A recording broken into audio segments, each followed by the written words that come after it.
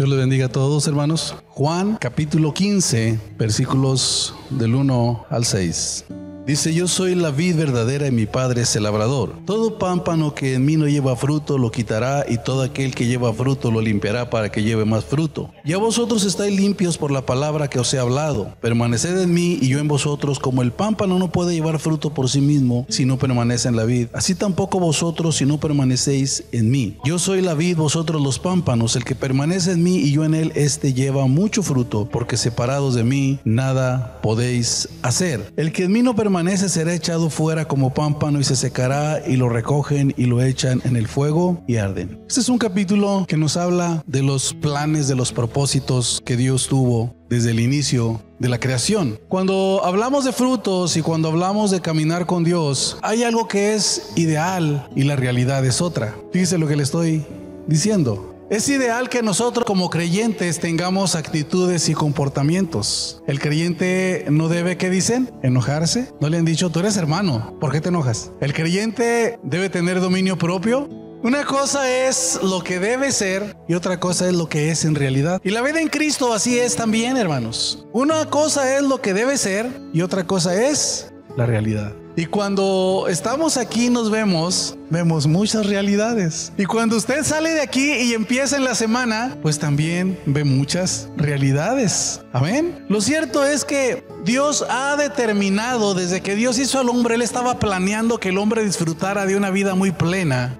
Que el hombre viviera dentro de lo ideal, dentro de lo que Él planeó, de lo que Él determinó. Pero nuestras realidades son otras. Dios puso al hombre en el Edén para que disfrutara Él de toda la creación, pero la realidad es otra. Dios le dio una compañía a Adán para que disfrutara de aquella compañía, pero la realidad después fue otra. Hubo realidades muy fuertes aquí, y cuando hablamos de ello en la actualidad, viendo realidades, de pronto tenemos que pensar en lo que Dios quiere y lo que es. Y ahí en lo que Dios quiere y lo que es, hay cosas que son normales y hay cosas que nosotros determinamos que sí son normales. Pero ¿quién es el que determina qué es lo normal? Porque Dios determina una cosa, pero todos nosotros determinamos otra cosa. ¿Cuál es la norma real? ¿Qué es lo normal? ¿Son normales ustedes, hermanos? ¿Somos normales? Decimos que sí, ¿verdad? Vamos a estar como la serie cómica esa, ¿no? De que dicen que estamos locos, Lucas, pero no hagas caso porque todos están locos, pero tú y yo no, ¿verdad? Y cuando vemos las cosas así, nosotros vemos lo normal de parte nuestra.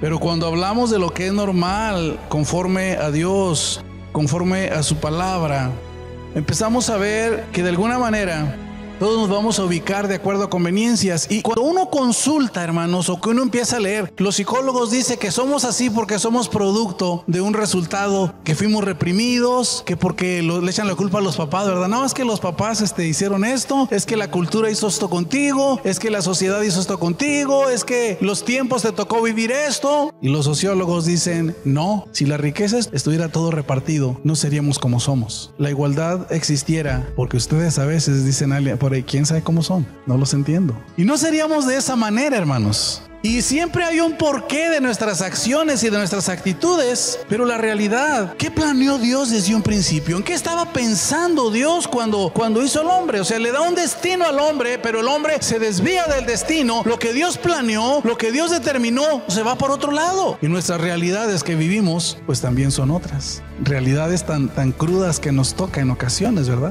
Nuestra manera de ver la vida, de vivirla, pues de gastar nuestra vida, son realidades que ahí están. Y yo creo que cuando se procesa la vida, nos vamos a dar cuenta que esas realidades golpean en nuestras emociones. Nuestra manera de pensar empieza a golpear nuestras emociones y nos afecta. Las emociones empiezan a afectarnos en lo físico, en lo emocional y en lo espiritual. Dios ha determinado que nosotros llevemos fruto y que tengamos una plenitud de su vida, que estemos conectados a la vid y la savia de Dios, la vida de Dios esté fluyendo en nosotros. Y cuando Dios pensó en el hombre, Él estaba pensando en que el hombre pudiera disfrutar, tuviera un disfrute de la creación y de todas las cosas, sin que nada nos estuviera estorbando y que tuviéramos las cosas a medias. Pero tenemos que entender que todo se nos da a medias. Y es un problema.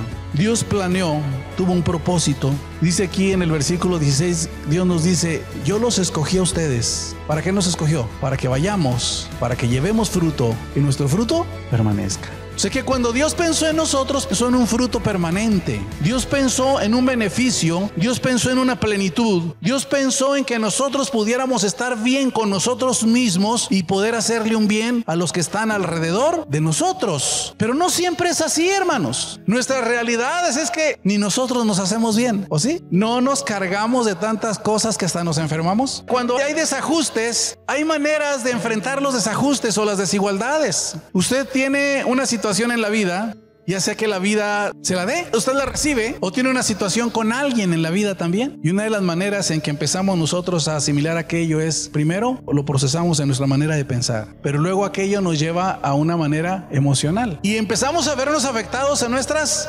emociones. Y no siempre cuando tenemos una desigualdad o un conflicto, no siempre es un fruto apacible, no siempre es un fruto que se da, que nos beneficie. Una ocasión me tocó ver un granado con unas granadas así rojas, hermosas. Y se me antojó agarrar una granada y la abrí. Estaba súper amarga. Se veía muy bonita, pero era un fruto amargo. Nosotros en la vida, hermanos, hay cosas que nos provocan frutos amargos. Y usted tiene una diferencia y emocionalmente, ¿qué hace? Tiene varias opciones, hermano. O lo expresa verbalmente, con un lenguaje a veces coloquial, florido, con mucha libertad. Y se puede expresar hasta físicamente también. Pero aunque tenga esas vías de expresión, siempre va a quedar una afección emocional. Y si queda un problema emocional, entonces vamos a tener problemas también físicos. Y cuando hay problemas físicos y emocionales, quiere decir que también hay problemas espirituales. Y tenemos problemas. Pero ¿qué fue lo que Dios planeó? Bueno, todo mundo busca causas del por qué somos como somos. Pero así somos, ¿verdad? Parece un trabalenguas, pero esa es la realidad. Así somos. Y aunque parece ser que todo pensamos que es normal, vuelvo a repetirle, muchas cosas no son normales. Si usted trae conflictos con usted mismo, no es normal. Si usted tiene conflictos con los demás, no es normal. Y aunque usted diga que con Dios está bien, eso es una grande mentira. Porque si no está bien usted con usted mismo, si no está bien con los demás, quiere decir que no tiene la paz de Dios ni tiene la fe para que Dios le haga libre primero internamente y para que usted pueda también tener el amor de Dios y poder darle amor a otros. Y la vida se nos complica. Y aunque hay muchas razones que cuando estudian los psicólogos y psiquiatras y sociólogos y todo mundo, y nosotros aquí también en los pueblos tenemos nuestra filosofía, ¿verdad? Y tenemos nuestros juicios, nuestros razonamientos. Todo lo que se diga es contrario a lo que Dios dice. Estuve investigando algunos aspectos sobre los males que vivimos. No es la intención de Dios, nunca lo fue. Nunca ha sido la intención de Dios. La realidad es que llegamos a ser seres disfuncionales con nosotros mismos y con los demás y hasta con Dios. Dios pensó en vidas realizadas, en familias realizadas. Dios pensó en matrimonios también armoniosos, realizados, en hijos plenos. Dios pensó en vidas productivas, pero las verdaderas causas están en las Escrituras. Me puse a rebuscar lo que es la palabra pecado, cómo es que la Biblia lo describe, la acción del hombre de haberse alejado de Dios. Y bueno, lo hemos dicho muchas veces, el problema de Adán no fue haber matado ni haber robado. El problema de Adán fue, ellos querían realizarse individualmente sin Dios y fueron a comer del árbol del bien y del mal y tuvieron un conocimiento sin tomar a Dios en cuenta. Y cuando ellos hicieron tal cosa, las cosas dieron un giro pero tremendo. Y el problema nuestro que tenemos es el mismo que tenían ellos. Nuestro problema es que hemos hecho las cosas a nuestra manera. Y buscamos muchas salidas, buscamos muchas excusas para hablar de nuestra forma disfuncional, de estar con nosotros mismos y estar con los que nos rodean. Cuando la Biblia habla, hermanos, de la vida normal de Dios, cuando Jesucristo habla de los mandamientos, Él dice, ¿amarás primero a quién? Si yo amo a Dios, voy a estar conmigo mismo bien, dice. Y lo dice, ¿y a tu prójimo? O sea, es amar a Dios, es amar a los demás, pero también hacia mí mismo. Son tres cosas, hacia Dios, hacia los demás y hacia mí. Y cuando las cosas no son así, no hay pretexto. En la Biblia, eso lo menciona, nuestra manera de hacer las cosas por nuestra cuenta. Usted sabe que la Biblia habla de lo que es pecado, de lo que es iniquidad y lo que es transgresión. Y cuando uno se pone a investigar, la palabra iniquidad en la Biblia se menciona algunas veces, pero se menciona como vanidad, dolor, fatiga, debilidad, pena, ausencia de todo lo que tiene valor. Se menciona como algo doblado, torcido, perverso, fuera de una rectitud, una desobediencia deliberada. Iniquidad es un pensamiento deliberado que está por otro lado. No va en armonía con Dios, porque Dios dice una cosa y nosotros tenemos otro razonamiento diferente al que Dios. Y es deliberado lo que nosotros hacemos con el pensar de Dios. La palabra transgresión, bueno, es que Dios nos pone un límite y nosotros no lo respetamos ni lo creemos. ¿Qué hacemos? Lo brincamos. Hatá tiene que ver con errar el camino, errar al blanco, que es pecado. Pero se me hizo muy interesante que encontré otras palabras también que designan la palabra pecado. Bueno, no sé en las pronunciaciones, pero si se me va, bueno, pues yo no soy judío. Ahí me disculpan. Y la regla del español dice que las cosas se dicen como se escriben. Así es que si alguien dice de Shakespeare, puede decir Shakespeare, ¿verdad? Y no hay problema. Está dentro de las reglas del español, ¿verdad? Y una de las palabras que yo veía, hermanos, en lo que es el pecado es rasja. Es agitación, turbulencia, suelto, dislocado, confusión, desasosiego en sí y en otros. Confusión, me llamó la atención. ¿Cómo que es dislocado, suelto, confuso? ¿Por qué tenemos tanta confusión y por qué tenemos tanta disociación y por qué somos tan disfuncionales? ¿Por qué? No lo escucho. Por el pecado. Dice la Biblia, ¿el Padre no llevará el pecado? ¿Ni el Hijo llevará el pecado? El pecado nos ha afectado a todos. Y nos afecta de una manera, pero luego hacemos una cadena de pecado. Me puede afectar a mí primero y puede afectarme por alguien de mi familia, lo que usted quiera. Pero aún así yo no soy responsable de lo ellos, pero sí soy responsable de lo mío. El Hijo no llevará el pecado del Padre, ni el Padre llevará el pecado. Y ese mismo pecado me va a llevar a que haga una cadena y yo afecte también a mis hijos, al vecino, ¿me entiende? A mi prójimo. Yo puedo afectar a otros. Yo no sé, hay gente que tiene esa capacidad, ¿verdad? De amargarle la vida a los demás. Y luego lo ven como un don, ¿verdad? Todavía muchos. Es que yo soy muy franco, no. Pero aún así cada quien responde por sí mismo. Y la confusión que vivimos, la forma disasociada que nos toca vivir tiene que ver con el pecado. No le echemos la culpa a nadie. Había un dicho en Israel, dice, los padres comieron las uvas agrias y los hijos tienen la dentera. En otras palabras, se les pudrieron los dientes porque los papás comieron uvas agrias. Y es cuando dice la Biblia, no, el hijo no llevará el pecado del padre, ni el padre llevará el pecado, solamente el alma que pecare, dice, esa morirá. Y cada uno es responsable por lo que hace. Podríamos echarle la culpa a muchos, ¿verdad? En la mitología griega tenían esa costumbre. Los griegos no aceptaban. Pablo habla en un pensamiento hebreo y dice, el mal está. Y desde que el hombre cayó de la gracia de Dios, quedó separado, quedó oscuro espiritualmente. Y entonces el mal vino a establecerse. Es un mal genético. El mal está en cada uno y nos hace responsables. Nos da un libre albedrío y cada uno decide. Estamos entendidos hasta aquí, ¿verdad? Entonces me llamó mucho la atención que el pecado es también desdoblado, confuso. ¿Me entiende? Es hamal, es problema y sufrimiento. Pasha, es transgresión, es brincar límites. Son algunas definiciones que la Biblia traduce como pecado. Pero lo que más me llamó fue esa definición. O sea, es una confusión. ¿Por qué tenemos tanta confusión nosotros? ¿Por qué somos tan disfuncionales? ¿Por qué no podemos ubicarnos? ¿Por qué tomamos actitudes? ¿A quién le echamos la culpa? Es el pecado que está en nosotros. Pero aún así, nadie es responsable. Nosotros mismos seguimos siendo responsables. ¿Qué es lo que Dios usa para nosotros? Su palabra. Su palabra. Si usted no le da importancia a la palabra, la fe viene por el oír. La palabra de Dios es lo que va a ubicar nuestros razonamientos. Podemos agarrar ondas de Marte, si usted quiere, de la cultura, de nuestro egoísmo, de la conveniencia, de tantas cosas. Pero eso no va a hacer otra cosa más que generarnos confusión, culpa, angustia, sufrimiento. ¿Sí me está oyendo? Eso es lo que va a suceder en nuestras vidas. Pero Dios ha provisto la palabra. Dios ha provisto promesas para limpiarnos. Dios ha provisto promesas para darle un giro, para que lo que Él planeó desde un principio, el destino que Él determinó para el hombre, se cumpla a través de su palabra, de sus promesas, a través de la obra de Cristo, a través de su fidelidad en todo tiempo. Estamos en momentos donde hay una confusión tremenda y como que se ha visto más marcado ahorita la personalidad de la rebeldía, ¿verdad? De todo en las nuevas generaciones. Anteriormente a uno lo volteaban a ver con los puros ojitos, lo controlaban, ¿verdad? Sí, ¿verdad? Los papás de uno nomás le hacían una seña y uno decía, ay, a ver cómo me va. Era la chancleta voladora, ¿verdad? Una puntería bárbara que tenían, yo no sé cómo le hacían. Desde donde la aventaran, no erraban. Pero ¿qué pasa con las nuevas generaciones? Son voluntariosos. Ahora, por más que les hagan viscos y les hagan... pues, ¿qué trae? ¿Qué le pasa? Dígame, ¿qué problema tiene? No, ninguno.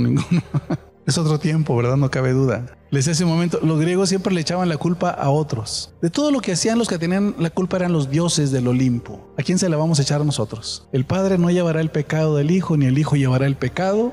Su palabra nos es dada, hermanos. El pámpano que en mí está, dice, lleva fruto. Y lo limpio para que lleve más fruto. usted sigue leyendo y dice, tiene que permanecer en mí, dice, para que lleve mucho, dice, fruto, más fruto, mucho fruto. O sea que va creciendo aquello, fruto, más fruto y mucho, pero les he dado la palabra, dice, para limpiarlos. Tenemos el evangelio, tenemos la palabra, tenemos las promesas. Hermano, si la fe es por el oír, entonces esta palabra es realidad. Dice la Biblia, las cosas que se ven, a través de la palabra Dios las hizo de lo que no se veía. Pero creo que no hemos visto el valor de la palabra nosotros. Así es que Dios planeó un destino para el hombre, que el hombre estuviera bien, que el hombre pudiera convivir bien. Y en ese destino que Dios planeó, Él pensó en beneficios para el hombre. Y nos llamó, dice el versículo 2, para que llevemos fruto. Más fruto, el 5 dice, y mucho fruto. Pero dice que el que no está en Él, ¿qué le pasa? Es cortado. Pero el que está en Él, dice que Él lo limpia. Si usted sabe el proceso de las vides, las ramas que tienen vida, que son fructíferas, siempre las podan. No las dejan que estén así con las marañas, las podan. Dejan la rama, pero Dios hace una poda en nosotros. Dios empieza a tratarnos, Dios empieza a llevarnos a un punto donde Él nos va llevando para que seamos más fructíferos. Los beneficios que Él otorga es que Él tiene un cuidado y un tratamiento primero con nosotros. En el versículo 7 dice, si permanecemos en su palabra, todo lo que pidamos, ¿qué? Todo lo que pidamos, beneficios. Él va a contestar nuestras peticiones estando en Él, todas estando en Él. Él se va a glorificar en que llevemos mucho fruto. Versículo 9,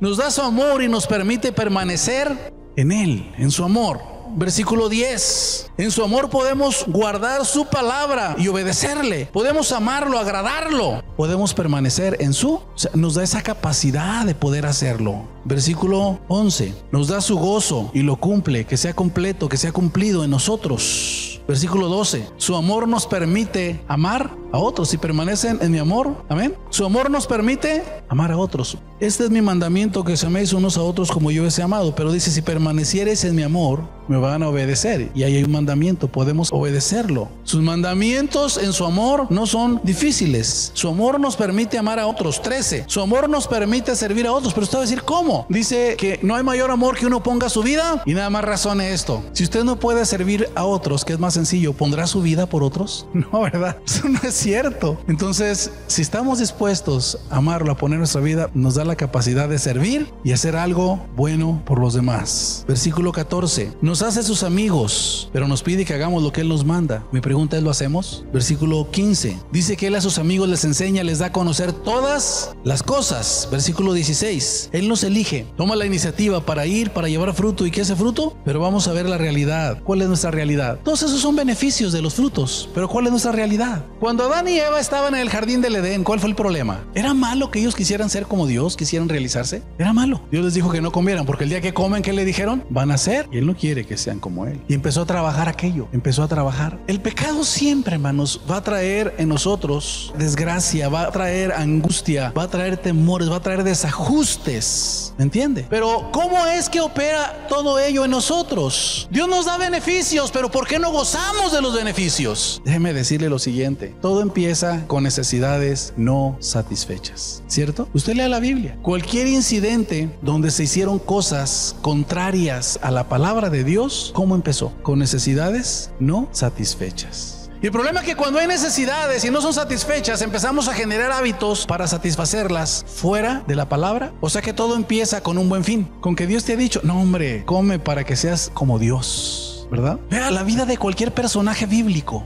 Y cuando usted examina, antes del error había una necesidad. ¿Está consciente de ello? Cuando hay necesidades en nuestras vidas y no sabemos esperar en Dios o no las ubicamos correctamente en la palabra, vamos a empezar a generar hábitos. Estaba escuchando una prédica sobre Judas y me llamó mucho la atención. Dije, me gusta esto para usarlo como referencia. Así que Judas se le hizo un hábito empezar a usar el dinero que no era de él, un prestamillo, al cabo después lo repongo. Voy a hacer esto, no, es que mi necesidad es grande, o sea, Dios conoce. Y como tengo esta necesidad, pues, bueno, por esta vez, porque tengo necesidad. Tengo necesidad. El que roba no nació ratero. Aunque hay la filosofía del mexicano que dice, borracho, yo he nacido borracho y he crecido. Y si sin remedio, sé que borracho, ¿qué? Pobre amigo, ¿verdad? Pobrecito. Pero nadie nació así. Usted no nació borracho, ¿no es cierto? Hubo algo en la vida, ¿me entiende? Una necesidad que él no halló cómo satisfacer. Hubo una necesidad y la manera de satisfacerlo es en una manera errada. El que roba empieza diciendo, no, pues tengo necesidad. Es más feo el hambre. Y lo hace a lo mejor ahí en una forma... Bueno, en los años anteriores era muy popular una novela, ¿verdad? Porque en México, pues debido a la conquista y todo eso, y las castas y las clases, siempre hablaba de los ricos y de los pobres. Y hay aquella novela de aquel ladrón que robaba y le repartía a los pobres, ¿verdad? Repartía lo que no era de él, pero era popular, ¿verdad? Es un hábito. Y empezamos en una necesidad, y aquella necesidad empezamos a hacer ¿un qué? Un hábito. Un hábito. No, pues es que nada más es esta vez, porque tengo. Y aquel hábito se va agravando. Y cuando aquel hábito empieza a agravarse, empieza a causar una descomposición fuerte en nosotros. Y cuando hay una descomposición, todo lo desvaloramos, todo lo criticamos, todo lo juzgamos. Es ahí donde empezamos a tener problemas con nosotros mismos y a tener problemas porque ya generamos ¿qué dice el ladrón que está en el supermercado? Llega la mujer ahí a la caja y empieza a pagar, pero pone su bolsa aquí y se viene acá con el cajero porque lleva muchas cosas, pero ahí en la bolsa tiene el dinero y el ladrón está ahí observando. Y el ladrón, desde que amaneció, le pidió a Dios que le ayudara. Ayúdame a traer pan para mi familia, pero que no use la violencia, y guárdame a mí y guarda a los pobres también, que yo me tope, que no llegue más. Y la mujer se voltea y aquel hombre en un 2x3 saca de ahí la cartera, la bolsa, y se va y llega diciéndole a la esposa: vieja, dijo, Dios me ayudó, ahora sí, aquí hay comida para la semana. Pero ¿qué va pensando él? Que Dios, ¿cómo empezó aquello? Con una necesidad, y empieza a tener conflicto ya consigo mismo y con los demás. Ese es el mecanismo. A veces hay falta de reconocimiento, falta de afecto, son muchas cosas. Hay alguna situación en la vida que no está concluida, no está conclusa, y tenemos necesidad, y siempre lo manifestamos y lo reflejamos en nuestras actitudes. ¿Hacia dónde? Y luego somos presumidos: es que yo así soy. Oye, pero ¿por qué no dices una palabra afectiva? No, es que yo así soy. A mí no me anden con sus rollos. ¿No han escuchado eso? No, que así es. Está bien descompuesto, es lo que pasa. Está descompuesto interiormente. Tiene una descomposición. Usted ha leído la Biblia. ¿Cómo nos habla Dios a nosotros? ¿Qué dice Dios? No, yo no soy rollero. Aguántense, cálmense, apacíguense, ahí quédense. ¿Eso nos dice Dios? Con amor eterno te he amado. Eres mi especial tesoro. Y luego la Biblia dice que nos amemos con ferviente amor. ¿Sabe qué es ferviente? Aquí en la iglesia viene alguien, y yo los veo así muy serios, y viene alguien que se desbarata y dice: mira cómo es ferviente este. Ferviente es expresivo, es que manifiesta lo que trae. Y la Biblia dice que el amor debe ser ¿cómo? Ferviente. Quiere decir algo expresivo, algo manifiesto. Es lo que nos dice la Biblia, que nos amemos con ferviente amor. Pero cuando nos gana la necesidad de que aquello se hace un hábito, empieza una descomposición y empezamos a manifestarlo hacia los demás. Y donde nos pongan, hermanos, y donde vayamos. Hay ocasiones que pensamos que el problema está en los demás o está en el lugar, pero el problema está en nosotros. Y así lo pongan en China y donde lo pongan. Como hay una descomposición interna, ¿me entiende? A veces nos ponemos a platicar y decimos: bueno, ¿por qué en la iglesia hay jóvenes que no pueden o no están aquí integrados? ¿Me está oyendo? ¿Por qué no se integran nuestros muchachos? ¿Está aburrido esto? Sí, por ahí alguien nos dijo: es que están muy aburridos ahí todos. ¿Por qué no nos integramos? Dígame. ¿Falta de qué? De amor. Dios nos lo da, hermano, toneladas. Pero hay una disfunción, hay una descomposición. Por ahí a lo mejor alguien pasó por encima de nosotros, ¿verdad? Y juramos que nadie volvería a pasar por encima de nosotros. Hay una falta de perdón ahí, y como hay una falta de perdón, empezamos a tomar actitudes de orgullo, empezamos a tomar actitudes. Ahí a lo mejor alguien nos humilló, ¿verdad? Y usted dice que no, pero son reacciones que tenemos. Y cualquier cosa que usted ve en los demás, y hay una descomposición en uno. Y nuestros hijos son quisquillosos también. Cualquier cosa que ven aquí, que ya no los saludaron, que ya no quieren estar aquí. Y lo dice: no, es que en la iglesia. Un momento, están descompuestos ahí ustedes en su familia. Es una familia disfuncional. ¿Sí me oyó? Es un problema. Y el problema viene desde la casa. El problema viene desde nosotros, que nosotros internamente tenemos una descomposición y empezamos a hacer problemas. Y la cadena sigue, porque aquello que nos hicieron a nosotros, como somos quisquillosos, también ya se los dimos ¿a quién? A nuestros. Y el orgullo mal fundado que nos botamos y lo delicado que nos hacemos, también lo transmitimos a nuestros. Y por eso ellos no están aquí. ¿Por qué? Pues porque alguien le hizo algo y no ha perdonado. Porque usted tuvo una vivencia y no ha soltado. Y usted se defendió y usted juró que nadie lo pisoteaba, y entonces levantó la guardia y se la pasa con la guardia en alto. Hay una necesidad de perdón, hay una necesidad de que usted suelte, hay una necesidad de que se llene del amor de Dios. Y esa falta de necesidad nos ha descompuesto y hace que esas actitudes surjan. Y luego nos hacemos dignos. Es que a mí nadie me va a humillar. Es que a mí jamás nadie me va a ver mal. Es que yo tengo dignidad y yo merezco. ¿Qué merece? No hemos sangrado por el Señor, ¿o sí? No le han vituperado directamente por el Señor, no por nuestros comportamientos, sino por el Señor, ¿o sí? No, ¿verdad? Pero nosotros hemos hecho eso en nuestros hijos. Y luego usted culpa a la iglesia de que aquí no hay buenos líderes, culpa a la iglesia de que aquí no hay amor, culpa al grupo de que aquí no tienen buena enseñanza, de que la alabanza es así, de que fulanito ahí es así, que me cae mal. Hay una descomposición, hermano. Ya hay una descomposición interna. ¿Qué lo está causando? Pecado. Aunque es un poco delicado hablar del pecado, porque no, la palabra pecado ahorita en la actualidad pues no es muy bien aceptada. Pero yo ya le dije cómo la Biblia lo menciona, ¿verdad? La transgresión, la iniquidad, el errar el camino, la confusión, todo lo que le estoy diciendo en ese momento. Eso ha hecho que nosotros tengamos una descomposición. O sea, estamos un poco descompuestos, afectados, ¿verdad? Lo primero es eso, empezar a hacer hábitos en base a necesidades que no satisfechas. Ese es un problema y terrible y fuerte. Es un gran problema. Después de que esas necesidades no se satisfacen y hacemos un hábito, hay una desilusión. Le decía hace un momento, la descomposición llega a tal grado de que empezamos a menospreciar a las personas, todo lo criticamos, todo es negativo, nada nos parece bien, estamos siempre juzgando. Una ocasión yo le dije a alguien, oye, no te hallo. Le dije, si escupo estoy aguado y si no escupo estoy reseco. No te hallo la orilla. ¿Por dónde le doy?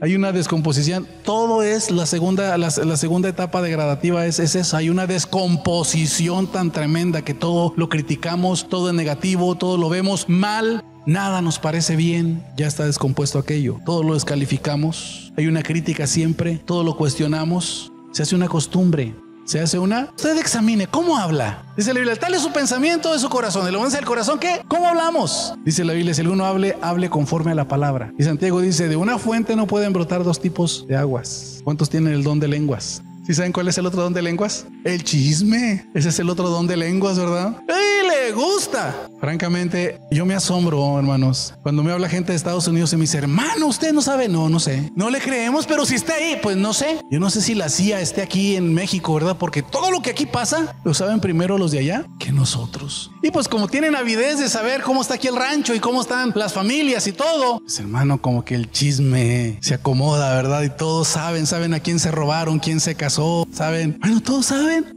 Y nosotros, a mí me ha dado pena con alguna gente que encuentro de pronto, hermanos. Me encontré una persona en Telégrafo y ese día su mamá estaba atendida y yo no me di cuenta. Después yo me disculpé, le dije, no, perdóneme, no supe. Yo no sabía que ese día era un día pues difícil. No, dijo hermano, no se apure. Pero hay cosas que no nos damos cuenta. Pero cuando se tiene el don de lenguas, pues sí, ¿verdad? Todo se sabe, pero ya hay una descomposición porque es crítico, ahí está. Cuando ya se va a la otra etapa, hermanos, ya tiene que ver con una desesperanza. Judas no pudo lidiar con el problema. ¿Qué hizo Judas al final? Pedro negó al Señor.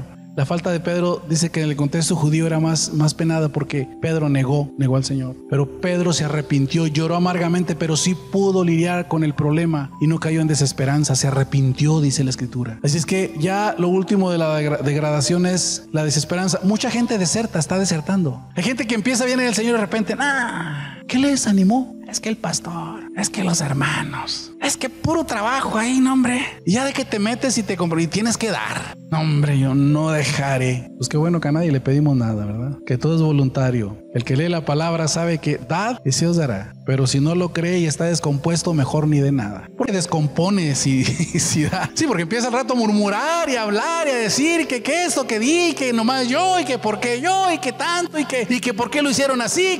Mire, le dijeron a Ananías y Zafira, si te lo hubieras quedado, lo hubieras aprovechado mejor. Pero no mientas. Hay una descomposición. Se pierde la esperanza, hay deserción, se corta. Y aquí hay un proceso con el pámpano que se corta, la rama que dice, se corta, no lleva fruto. ¿Cómo no ve fruto? ¿Qué hace? Primero, antes de que lo corten, ¿qué sucede? Se seca. Aquí está la descomposición que les estoy diciendo, se seca. Nuestras vidas pueden estar secas. Una lengua no produce vida, pura crítica, pura murmuración, está seca. ¿Cuál es lo próximo? Se corta. Cuando se corta, está lista para el fuego, dice ahí. Deserta, se va. Y si sigue la misma secuencia, la misma carrera, termina siendo locuras. Y locuras grandes, hasta quitarse la vida. Aventar todo por el caño. Son locuras. Pero hay una descomposición. ¿Cuál es la condición que Dios puso en su plan? ¿Cuál es la condición que Dios puso en el proyecto que Él trazó? Hay una condición aquí, hermanos. Dar fruto no es un mandamiento, fíjese lo que le estoy diciendo. ¿Sí me oyeron?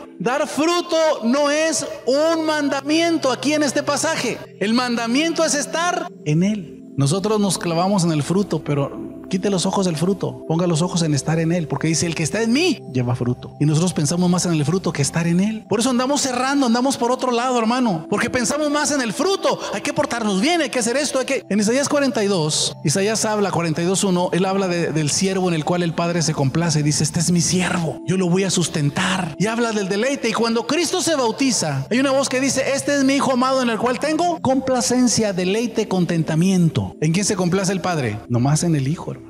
Y Pablo nos habla de que el que está en Cristo es acepto. En Efesios 1:6 dice, en Él somos aceptos en el amado. Solamente cuando yo voy a Cristo puedo complacer al Padre. Cuando yo estoy en Cristo, todo el poder que Él tiene lo hago mío. Fíjese cuántas veces usa la palabra estar en Él. Desde los primeros versículos, el versículo 2 dice, el que está en mí. El versículo 4 dice, permaneced en mí. El versículo 5 dice, permaneced en mí. El versículo 6 dice, el que en mí no permanece. El 5, permaneced en mí. El que permanece en Él, en el versículo 9 dice, permanece en su amor. El que permanece en Él, permanece en su palabra. Así es que la clave, la demanda, el requisito que Dios pone es permanecer en Él. Dios planeó que demos fruto y que tengamos vidas plenas. No se da fruto por consecuencia del pecado, tenemos que tratarlo. Tenemos vidas disfuncionales, estamos en descomposición interna y hay una degradación y ahí vamos. Y aunque está un pámpano, dice el pámpano que en mí está, quiere decir que sí está en Cristo, pero empezó una degradación. Dejó de dar fruto y está seco, ¿me entiende? Está seco y nuestra vida sí empieza a secarse. ¿Cómo? ¿Por qué está seca? Hermano, porque tenemos los ojos puestos, dice la Biblia, puestos los ojos en el autor y consumador de la fe, que es ¿quién? Cristo Jesús. Pero ponemos los ojos en otras cosas. Las necesidades no satisfechas le damos otra salida. En lugar de ir a la palabra y hacer lo que dice la palabra, hermanos, aprender a estar en Cristo.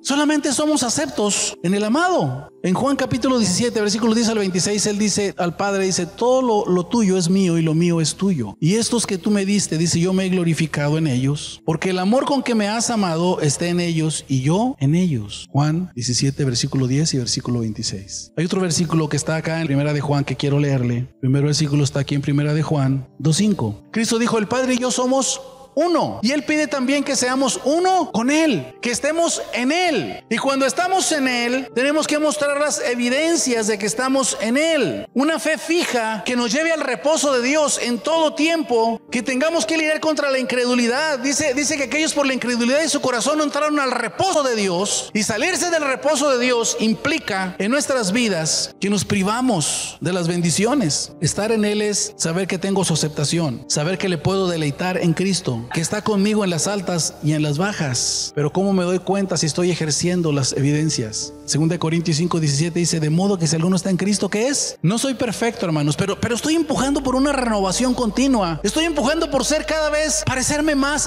a Cristo, pero no lo voy a hacer con mis fuerzas. Yo debo de aprender a estar en Él. Quiere decir, hermano, que todo lo que surge, todo lo que sale, yo necesito llevarlo inmediatamente. Cuando me salgo de Él y dejo de estar en Él, yo inmediatamente debo hablar y decirle, Señor, perdóname. Casi todo el día tengo uno que está diciendo, Señor, perdóname. Que llegó un pensamiento y lo aterrizamos y no está bien, Señor, perdóname. Que por ahí en alguna situación algo nos molestó, algo y cómo hablamos, la manera en que nos dirigimos. A lo mejor tenemos necesidad de estar tranquilos y de repente nos incomodamos y nos molestamos, ¿verdad? Es una necesidad que no satisfecha, maltratada. Y ya respondemos mal. ¿Qué tenemos que hacer inmediatamente? Hermano, perdóname o perdóneme. Si usted se fija, no podemos soltarnos de la gracia en ningún momento. Por eso le dice Pablo a Timoteo, esfuérzate ¿en qué? En la gracia. No te esfuerces en dar frutos, esfuérzate por estar conectado, esfuérzate por aprender a estar en. Entonces yo tengo que renovarme continuamente. Ahora sí, Primera de Juan 2:5 dice, pero el que guarda su palabra, en este verdaderamente el amor de Dios se ha perfeccionado. Por esto sabemos que estamos. Yo tengo que entender que la palabra tiene que gobernar mi vida, que la palabra tiene que ser el pan diario. Pero todos traemos nuestro librito, nuestros propios, hermano, y nos choca, nos fastidia que nos digan, oye, esto. La Biblia dice esto. ¿Cómo lo tomamos? Nos da en cara. Pero si estamos en su amor, permanecemos en su palabra. Nadie ha visto jamás a Dios. Si nos amamos unos a otros, Dios permanece en nosotros y su amor se ha perfeccionado en... Fíjese bien, hay una renovación. Su palabra es el pan nuestro, la tomamos muy en serio, o sea, es para nuestras vidas a diario. Tercer cosa, nuestras vidas deben de tener fe y amor. Fe y amor. Es muy fácil decir, presumir, ser presumidos. Yo tengo mucha fe, hermano, yo tengo fe para esto. ¿Y cuánto amor tiene? El camino más excelente del que habla Pablo es el amor. La fe va a pasar, la profecía, pero el amor, dice la Biblia, nunca dejará de ser. Así es que, ¿cómo sé que yo estoy en Cristo? No solo tengo fe, tengo amor. Y el amor cubre multitud. Tenemos amor para reclamar, ¿verdad? Es que ustedes deben de amarme, ustedes deben de tratarme bien. Ustedes no tienen amor porque a veces quién sabe cómo son. ¿Qué le parece? Siempre lo estamos reclamando de esa manera. Pero el amor, hermanos, está para hacer bien a los demás. ¿Me entiende? Así es que algunas preguntas. ¿Qué tanta hambre tenemos de ser renovados como Cristo? ¿Qué tan importante es la palabra? ¿Es su pan diario? ¿Tenemos amor incondicional de Dios en nosotros y hacia los demás? Claro, no somos perfectos, hermano, pero yo creo que podemos aprender a estar en Él. El pámpano que en mí está lleva fruto, porque sin mí nada podéis hacer.